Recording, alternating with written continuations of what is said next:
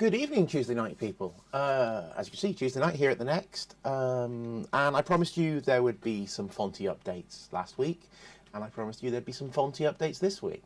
And hopefully, as you can tell by the right-hand side of the screen, we're finally here with some Fonty updates. So, this is where we left it last time, and just to make that a little bit easier for you, we'll switch to capture. There we go. Right. Here we go. And here you see the fonts where we left them last time with our curvy R, and if you look at the Qs at the top bar, you can see they're reasonably distinct. So since then we have Next by UI2, kind of renamed, the updated version with the new fonts. And here we go with the new fonts. And you can see the R is straighter, the Q is a little bit wider, the characters themselves are a little bit wider.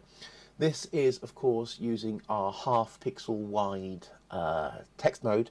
So it'd be cool maybe if I could get something that's still very much in line with the system, but using double wide pixels, because I think it might be a little bit clearer to read. But that can be an experiment for the future with some font editing. Something else I still want to do is change the line drawing fonts for something that's CP3 237 compatible, but that's not happened this week. And this capture card really does show up on the brown lines there. You can really see if I switch back to live camera, you can see there with this area here, it's so much clearer than when we go back to the capture version there. Sorry, I'm pointing to the wrong place. That doesn't help you, does it? Here, this area here, well, I suppose that's not much clearer on the capture there, but the capture is really not doing any good. There's so much chroma leaking, which is amazing when you think that this is coming over HDMI. But there we go.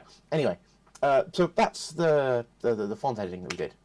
I will show you how we did that. We did that by going into the browser. Oh, you shouldn't have been there. That's a naughty place to be. By using Folk. Folk is a tool called Font of All Knowledge, and it's my personal font editing tool.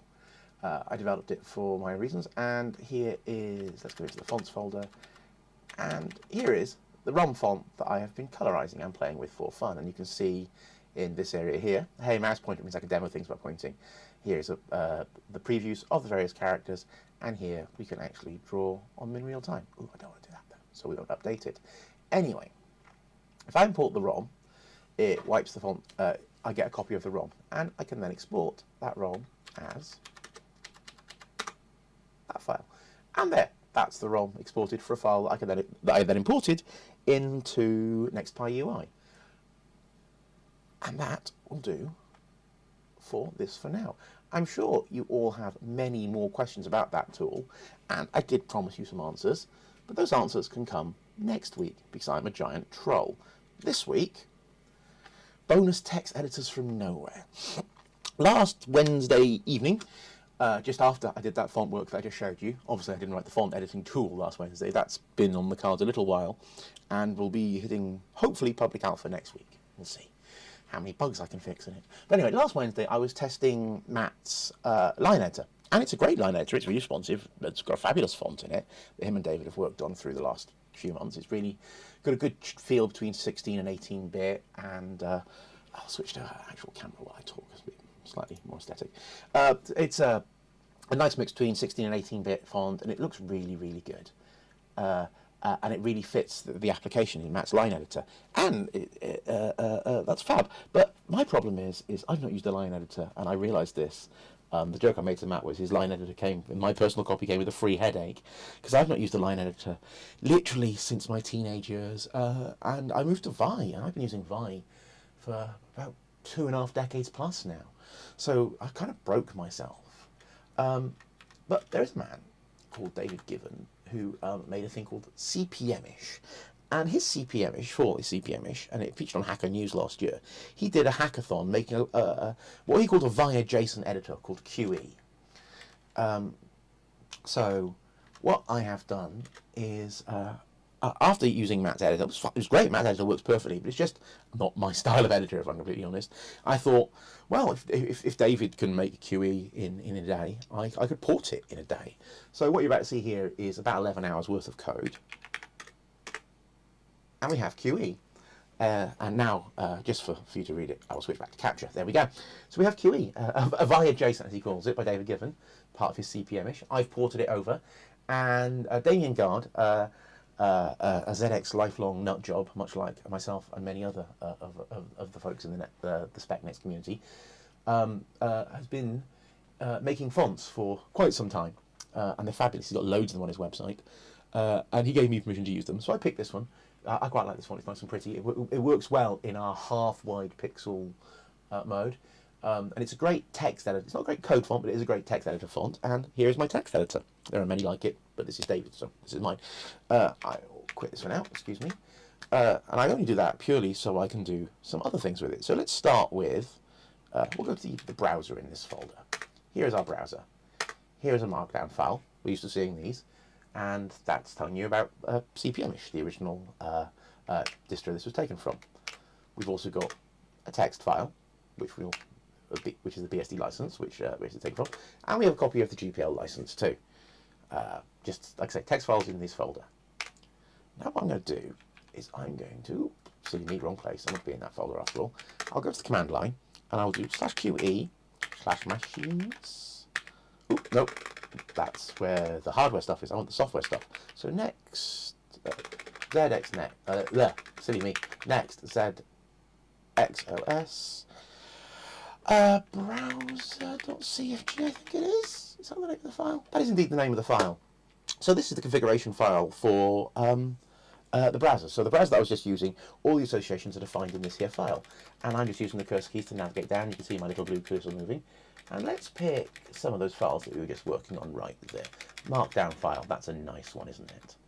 So how it works is what it runs, these are the commands it runs. It runs CLS, and then it runs .more, which is the dot command, -85, which makes it into 85 column mode, and the pipe. The pipe is the replacement file name. So I'm going to take this. I'm pressing X to delete characters. Anyone who's used Vi will be familiar with the key presses used in QE. And I to go into insert mode, QE. And then I will press edit, which is the equivalent of escape here on our next. And then Cap-Shift-Z, which saves the file and quits. Now, if I go back to the browser and go to that markdown file, the association has changed and it's opened in our editor, and I can edit it. Now, I picked this file mostly so you can read on the screen what CPM is, which is where I took this code from, and it's got lots of words in it. What you get is a working CPM 2.2 clone if you take David Given's CPM-ish, but this isn't this CPM-ish, this is just an editor, so I don't really want that line. Double D deletes a line. Double D deletes a line. You see, anyone who's used Vi will be very familiar with these key presses. We've got lots of things going on here. I is going to insert mode, as it says in the bottom. I can come out of insert mode with escape. I will press DW to delete the rest of this word. I will press, let's see, $ to go to the end of a line, and we've got up arrow to go to the beginning of a line. These are again all Vi keystrokes. You can go forward a word with W at a time. You can go back a word with B, and many other Vi-like things, including colon, W, Q to write a file and quit. So that's a little text editor that I whipped up since last Wednesday, because there was nothing wrong with Matt's editor. I just couldn't wrap my head around it. Bless Matt for making the editor, and it'll be in the distro, so you can use his ed, and it's great. I know he uses it quite extensively for note keeping, but like I say, I just needed a Vi. I've been living in a Vi land now for so long, I'm afraid I needed it. So I made myself one, and it's on, I ported someone else's really, but as you can see, so it's on the distro. Will be coming up onto the distro soon. If you want to play with it before that, you can find it on our Discord server. It will be in the beta testing channel, and you'll be able to get some support from me and the other users there on the Discord. And also, on that Discord server, you'll find another thing to go with this version of QE, which is QE.gde, a guide file.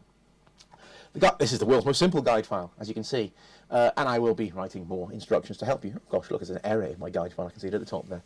But it's enough documentation to get you started, and more importantly, I wrote this documentation with QE. QE is going to be featuring quite a lot in my life for editing text files on the next, because it fits with the way that I work. by does. But it's not fully featured via clone, and I won't be adding more features to it.